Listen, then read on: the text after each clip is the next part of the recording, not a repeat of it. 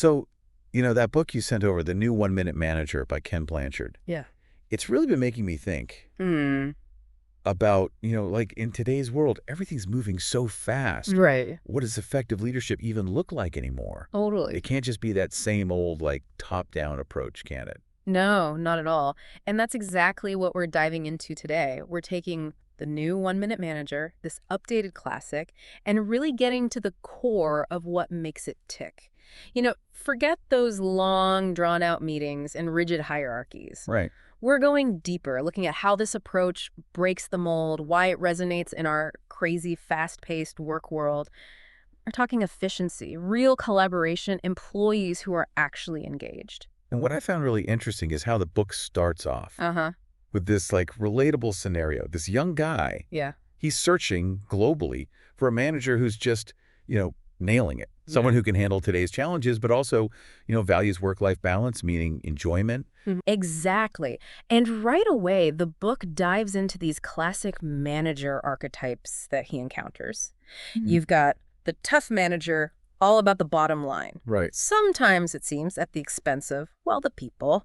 And then you have the nice manager, prioritizing everyone's happiness, but maybe not always hitting those targets. So they're like opposites. Yeah, Blanchard calls them half a manager. Makes you think, right? How often do we see those extremes in the real world? About those half managers. Yeah. What exactly were the limitations that the young guy saw? So the tough ones, yeah, they often got the numbers. But there was this feeling that, well, their employees were almost paying for it. It was like a badge of honor to be demanding, results-oriented. Yeah. But it came at the cost of morale, Right. real engagement. I see. And the nice managers, they were supportive, collaborative, Yeah? but sometimes struggled to, really push the organization forward. So it's like each style was missing something. Exactly. And the key insight, it's not an either situation. Oh. It's finding that balance where everyone benefits, the people and the organization. And then it's almost too perfect, right? This amazing manager appears Oh, yeah. right in their backyard, known for a happy, productive team, A&D, incredible results. Sounds like a dream, doesn't it? Almost. Oh. What was it about this manager that made them so interesting?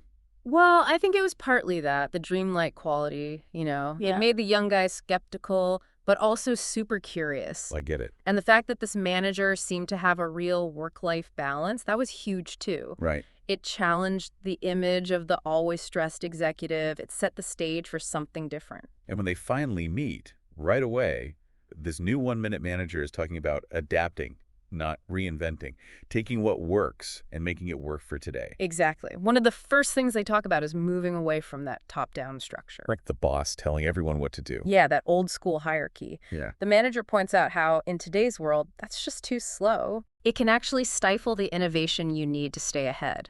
I see. And more importantly, it doesn't tap into all the brain power, the talent that exists across the whole organization. So this shift to more collaborative leadership, that's foundational. Absolutely. It's about agility, recognizing that good ideas can come from anywhere. And they give a specific example, right? The weekly team meetings. Yeah. How those are structured is really different. How so? It's less about the manager making all the decisions. Okay. It's more about guiding the team. They review what they've accomplished, the problems, future plans Together. together. And the decisions they make, they're treated as binding. It creates ownership, accountability. So they're all in it together. Exactly. It's about leveraging everyone's strength, not just relying on the people at the top. So it's facilitative, not just participative. Subtle, but important. Exactly. And under all of this, there's this core belief What's that? that results are achieved through people. Okay. It's not about choosing sides, people, or outcomes. Right. It's recognizing that they're completely intertwined. And this leads to, well, that famous line. People who feel good about themselves produce good results. Yes. But how does that, actually connect with me, the listener? Well, the manager asks the young guy, and by extension us, to think about our own experiences. Okay. When do we do our best work? When we feel valued, capable, or when we're down and unappreciated? Makes you think. It's simple, but it gets you there. When we feel good about ourselves, about what we contribute, it shows in our work. And there's research to back that up, right? Oh, tons. In psychology, motivation, Things like self-efficacy, the power of positive emotions. So productivity isn't just about churning out more stuff. No, not all. The book uses that restaurant example to show the importance of quality. Yeah, two restaurants, side by side. One's packed, the other's empty. It's not just how much food they make. It's how good the food is. And the service. And who creates that? The people. Makes sense. It shows how both quantity and quality matter, and they both come from engaged people. And all of this leads to, well, the new one-minute manager. Right. It's about achieving great results efficiently, leading in a way that empowers people, drives the organization forward, but without all the unnecessary baggage. So after this overview, the manager sends the young guy to talk to some actual team members. Right, to see the principles in action. And that's where we get into the 3 secrets, Yeah. starting with Theresa Lee and one-minute goals. Right. Teresa's experience really highlights how clear and empowering this system is. Okay. She talks about how well it works for her, how she needs less direct supervision because everything's so clearly defined. She compares it to her past jobs, where there was always this disconnect between what she thought she was supposed to do and what her boss expected. Frustrating. Oh, definitely. That lack of clarity, it just breeds frustration and inefficiency. But when you know what you're aiming for, it's motivating. So how does the new one-minute manager make sure everything's so clear? It's not just a job description, right? No, it's way more collaborative. Okay. The manager actually listens to the team, works with them to develop those goals together. So everyone's on the same page from the start. Exactly. And the result is this really concise description of each goal. How concise? It's like a paragraph or two fitting on a single page. Wow. That's key because it makes them easy to read, to review, literally in about a minute, hence the name. Makes sense. And they also include the performance standards, the due dates, no ambiguity, everyone knows what needs to be done, and by when. I love that emphasis on keeping things brief. It seems like that would really help keep those goals top of mind. Absolutely.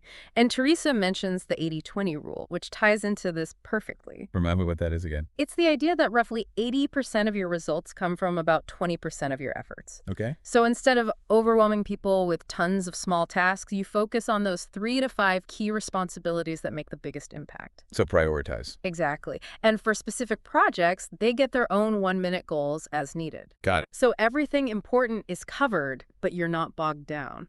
And the frequent review, even self-review, that seems really powerful for staying on track. Absolutely. Because the goals are so clear, it's easy to check your progress against them. Yeah. If you notice you're off track, you can adjust quickly without waiting for a formal review. Teresa even mentioned emailing the goals to her manager. Right. Yeah, and keeping copies for herself. It's like built-in self-monitoring. It fosters self-management, less need for constant direction. And there's that story she tells about calling the manager with a problem. Right. It shows how he guides her to her own solution rather than just giving her the answer. It's a great example of showing what good performance looks like without micromanaging. Even remotely. Even remotely. He asks clarifying questions, helps Teresa define the problem, what she wants to achieve, how to get there. That's a much better approach than just saying, do this. Oh, absolutely. It builds her problem-solving skills, her confidence. So to summarize, what are the core steps for implementing 1-minute goals based on what Teresa shared? She boils it down to 5 steps. First, plan the goals together, make them brief, clear, and make sure everyone knows what good performance means. Okay. Second, write each goal on a page with due dates. Makes sense. Third, review the important goals every day. Keep them fresh. Yeah.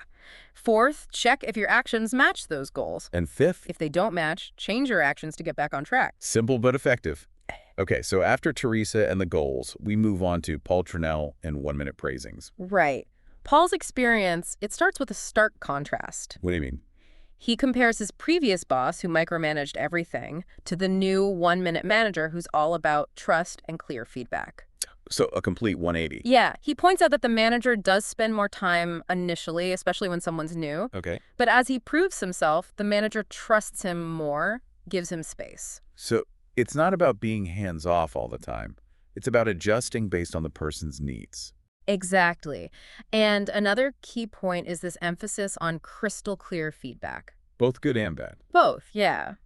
Although Paul admits the positive feedback felt a bit weird at first. I can see that. But the whole point is to shift the focus to catching people doing things right. Instead of always looking for mistakes. Exactly. Paul shares the motto behind this.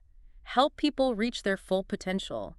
Catch them doing something right. I love that. It's about focusing on what people are doing well and encouraging that, rather than just constantly correcting what's wrong. So let's say the manager catches Paul doing something right. What happens during a 1-minute praising? It's a very specific process. Walk me through it. First, the manager tells him exactly what he did well. Not just a general good job. No, it's specific. Okay. Then the manager expresses how good they feel about it, how it benefits the team or the organization, Okay. and then there's a pause. A pause. Why? To let the praise sink in, let Paul really feel good about it. And finally, the manager encourages him to keep up the good work, expresses confidence in him. So it's more than just a quick pat on the back. Oh, yeah, it's very intentional. And the timing of the praise, it seems really important. It's immediate, not weeks later during a performance review. Absolutely. Paul says getting recognition soon after the action really connects the behavior and the positive feedback. Makes sense. He also appreciates the specificity, the sincerity, knowing it's not just generic praise. Yeah. And it's consistent, too. It's given when it's earned, regardless of the manager's mood. That builds trust. Definitely. So even though it's called 1-minute praising, it doesn't actually take that long, right? No. Paul emphasizes how efficient it is. A brief, sincere acknowledgement can go a long way. Okay. He also notes that as people gain experience, the direct praisings might become less frequent. Because they start to recognize their own successes. Exactly, but those occasional praisings from the manager still matter. To keep that motivation going. Right, and that earned confidence, it empowers them to solve problems on their own. So to summarize, what are the key steps for a 1-minute praising? So think of it in two halves. The first half minute is about praising immediately, being specific about what was good, and telling them how good you feel about it and how it helps. Okay, that's the first half. Then you pause, let them enjoy that feeling. And the second half. That's about encouraging them to keep it up and expressing your confidence and support. Got it. So after learning about 1-minute goals and 1-minute praisings, the young guy goes to Liz Aquino for a more objective view. Right, to get a sense of how well this approach actually works. And Liz doesn't hold back, does she? No, she's very clear. She says the manager's operation is the most efficient and effective in the whole company. Wow. And she emphasizes that it's been this way for years, which shows how adaptable this approach is. It's not just a one-time success. Right. And she also points out it's not because they have the best equipment or technology. It's the people. Exactly. And what about employee turnover? That's usually a big indicator of management effectiveness. Liz has an interesting take on that. What is it? People do leave, but it's often because they're getting promoted or running their own operation somewhere else. That's a good kind of turnover. Exactly.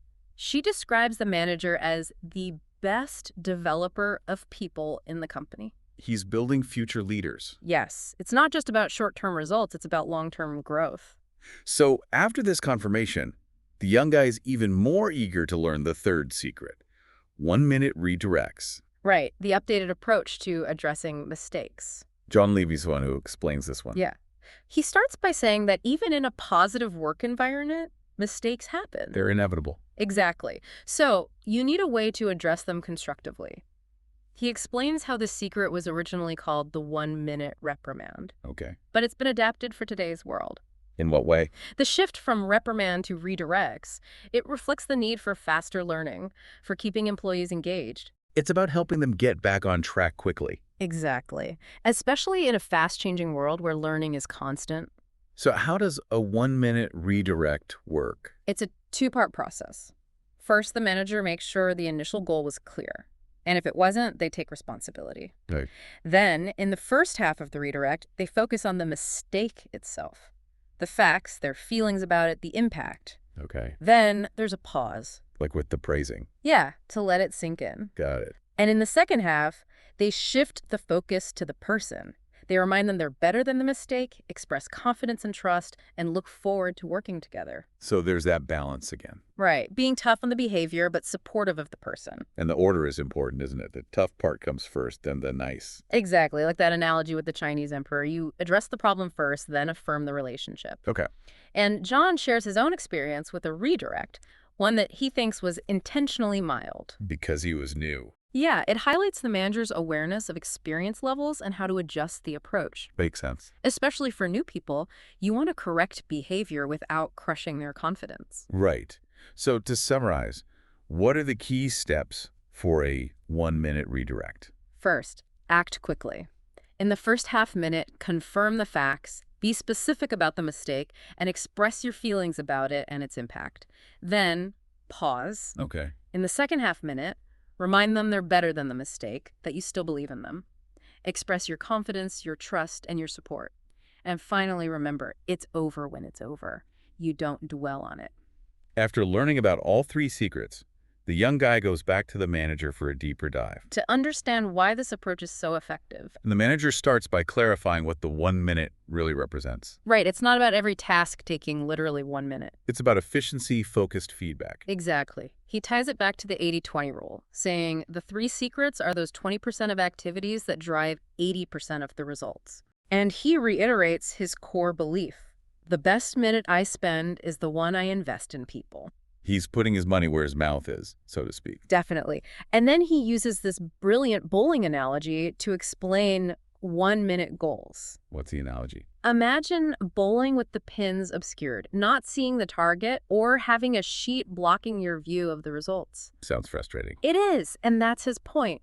Without clear goals and feedback, people feel lost, unmotivated. They don't know what they're aiming for?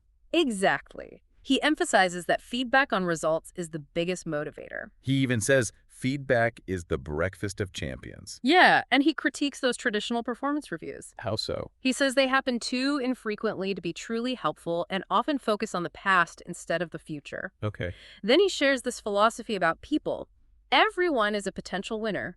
Some people are disguised as losers. Don't let their appearances fool you. What does he mean by that? He believes everyone has potential. And as a leader, you have 3 choices. Hire only proven winners, develop the potential winners you have, or, pray. He's got a sense of humor about it. He does. But the point is, recognize the potential, invest in people. And 1-minute goals, with those clear, concise descriptions, they help people track their progress, correct themselves. Exactly. It's self-management, empowered by clear expectations. And when explaining 1-minute praisings, he uses those great analogies about teaching a child to walk and talk. Right. What's the takeaway there? It's the power of positive reinforcement, even for small steps in the right direction. Catching them doing something approximately right and praising it. Okay. It encourages continued progress. He contrasts this with that leave-alone-zap management style. Where you only hear from your boss when you mess up. Exactly. That's not effective for learning and growth. So praising is especially important when someone's still learning. Yes. And he stresses that praise has to be genuine, earned. Otherwise, it's meaningless. Right. And finally, he explains why 1-minute redirects work, emphasizing that separation between behavior and the person. Yes. He says they deliver feedback in small doses, which is better than letting it build up and explode. That gunny-sacking approach never ends well. No. And by focusing on one specific behavior at a time, it's easier to process. Makes sense. And that reaffirmation of the person's worth, that's crucial. To prevent defensiveness. Exactly. It encourages them to take responsibility without feeling attacked. And the tough and nice order matters, right? Absolutely. Address the behavior, then affirm the person. He uses that athletic coach example to illustrate it. Okay. The coach uses a redirect to help a star player improve, but in a way that keeps the player's confidence intact. So it's not about being harsh or punitive. It's about guiding them toward better performance. Exactly. And the core message is, we are not just our behavior. We are the person managing our behavior. So redirect should come from a place of caring, not judgment. Absolutely. And being honest about the process prevents it from feeling manipulative. It's about being tough on poor performance, but not tough on the person. Right. Okay, so after all this, the young guy goes on to become a successful leader himself. Yeah, he puts those principles into practice. And even creates his own game plan to share with others. It's about paying it forward.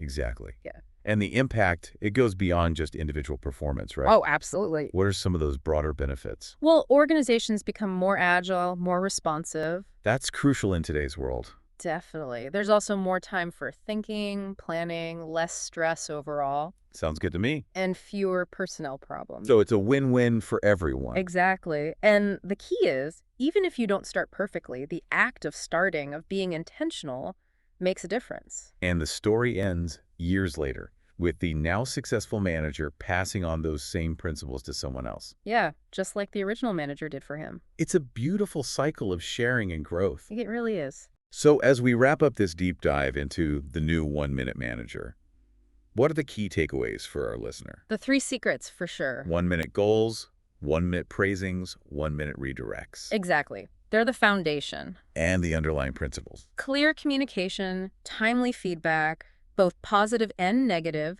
and a genuine belief in people's potential, all adapted for today's fast-paced world. Any final thought for our listener? Something they can act on right away. I'd say try using just one of these techniques this week.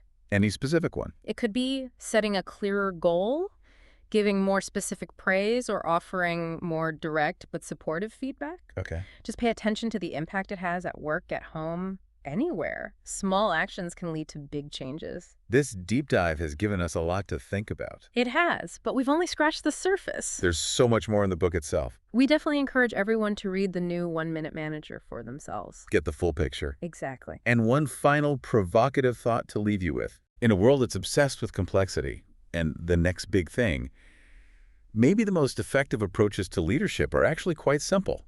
Interesting. Human-centered principles that, when applied consistently, can create truly significant and lasting change. I like that. Thanks for diving deep with us. It's been a pleasure.